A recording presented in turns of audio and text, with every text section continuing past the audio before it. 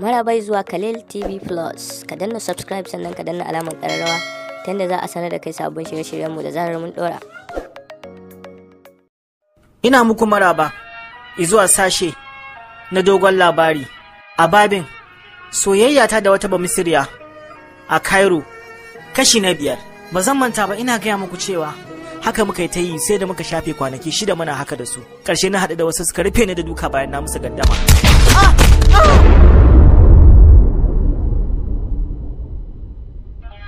Na kasance bayan wannan duka da na sha a hannun jami'ai, na kwanta jinya domin raunukan da suka yi min. Abokaina ba yadda ba su yi da ni ba akan na gaya musu me ke faruwa, amma sam na na gaya musu. Sun kasa gane kaina. Gaskiya ban san wace irin abota muke da kai ba. Shin wannan wace irin abota ce? Kana cikin matsala a ce mu san me ke damun ka ba? Sai wasu abubuwa da suke faruwa da kai yanzu gashi nan kaji an dake ka. Ka ce mana jami'ai ne suka dake ka. Ba dole su dake ka ba. Kullun kana fita suna dawo da kai, an sa doka ba za ka bi ba, kuma wani sa menene yasa ka dage dole sai ka je, kuma ina ne kake zo ka je? To kai ne ma kake bata lokacin ka a kansa. Ni tuntuni ma baka ga na banza da shi ba.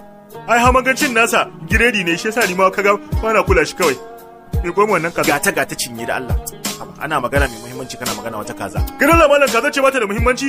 Kaza tana da muhimmanci mana. Din muhimmancin kaza ta kai. Suka kaure da hayaniya da yadda suka saba. Ni dai ina kwance, ina jinya, amma ba jikina ke jinya ba, ni zuciyata ce take jinya. Saboda ba musiryata ko wani hali take ciki. Ina cikin wannan jinya ne bayan an dauki tsawon sati 2 ana wannan hayaniya. Sai shugaban kasa Husni Mubarak da daddare ya sanar da cewa zai sauka daga kan karagar mulki. Nan take wannan rikici ya tsaya cak. A wannan lokaci duk da cewa raunuka na basu gama warkewa ba, sai na ji na dawo garau. Washe gari da safe ba tare da bata lokaci ba ne, tsalle na sauka daga kan gadona. Na fito ban nufi ko ina ba, sai tashar jirgin kasa ta Namsis.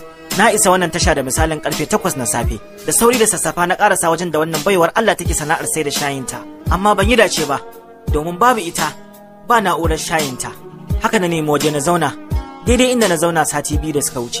Ina ta tunawa da fuskarta, yadda ta rike littafi tana karatu, da irin shigarta ta kamala, da yadda take murmushi, da kuma yadda fuskarta ta sauya a lokacin da muka shiga jirgi muke tafiya. Hawaye suna kwaranya daga idanunta. Ina cikin wannan tunani ne, wani sauti ya fargar da ni, sautin kiran sallar azhar. Har karfe 12 yayi min a nan wajen ina zaune ina jira. Ba wannan yarinya ba alamarta. Nayi azhar a wajen, nayi la'asar, har sai da ni sallar magariba a wajen. Da sa ran cewa wani uzuri ne ya hana ta zuwa. Zanga kawai ta bayyana da injin shayinta. Da naga dare yayi, gashi a daidai wannan lokaci abokaina sun kira ni, ya fi sau 100 amma ban daga ba, saboda kan na faɗa musu inda nake. Kuma na san damuwa da ni ne ta sa su kai ta wannan kira, sai dai damuwa da take tattare da ni ta dama damuwarsu ta shanye. Haka dai na haƙura, na tashi, na koma gida. Washe gari ma na sake dawowa tashar, na yi zaman dirshan ina jiran zuwan wannan yarinya. Bata zo ba, haka ne ta yi, har sai dan shafe kwana 7 ina zuwa wannan tasha, ko da zan ga wannan yarinya. Amma Allah bai kaddara hakan ba. A kwana na 7 din ne ina zaune kamar lokacin bayan la'asar haka, sai na ji alamar mutum ta bayana. Na yi sauri na waigo, me zan gani? Sai na ga wani mulmulelan ɗan sanda yana tsaye ya ƙura min ido. Nan take na ji wani baƙin ciki ya rufe ni, dan da faru wallahi na ɗauka ita ce, ta gane ni, ta kusanto ni, amma ina wani mulmulelan ɗan sanda ne. Na kalle shi cikin takaici, na juya da kaina, sannan na kalli ƙasa. Sai ya yi min tambaya akan me nake yi a nan. Na ce masa ba komai. Ya ce min ba komai? Na ce masa eh. Sai ya ce min wato tsawon kwana 7 zuwa nan nake na yi ba komai na koma gida ko?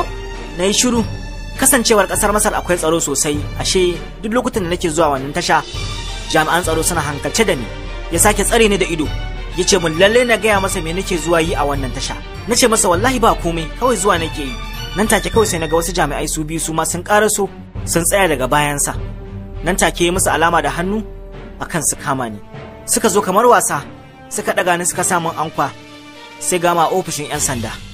Aka shigar da ni wani ofishi, aka ajiye ni akan kujera, aka tafi aka bar ni a nan. Jim kaɗan sai ga wani babban ɗan sanda ya shigo, aka yi dace ya iya turanci sosai. Ya gaishe ni, ya yi ta min magana cikin mutunci da mutuntawa. Hello young man, how are you? Ya ce min ɗan matashi ya kake? Na ce masa ina nan lafiya. Sai kuma ya ce min where are you from? Ma'ana wai ni ɗan ina ne? Shine na ce masa I am a Nigerian, wato ni ɗan Najeriya ne. Nan kuma sai min wata tambaya da ta bani mamaki kuma ta ɗan bani dariya, inda ya ce do you know Rashid Yakini? Wai tambaya ta yayi, wai na san dan kwallo Rashid Yakini? dama aikinsu kenan duk lokacin da suka ga ɗan Najeriya sai su fara tambayar sa ko ya san da shi da yake ne.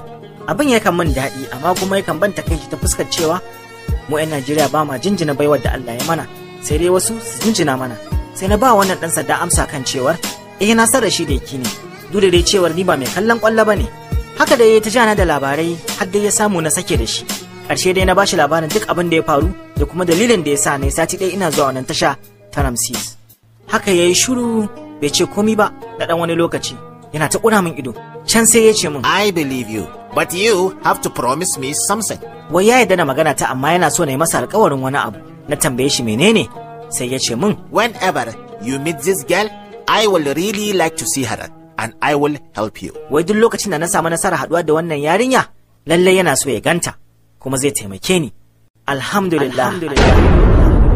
Ƙarshen fita na 5 kenan na dogon labarin Soyayyata da wata bamasiriya a Cairo daga alƙalamin Shamsuddin Lukman. Sai sati mai zuwa za ku je mu ɗauke da ci gaban wannan labari. Mun gode.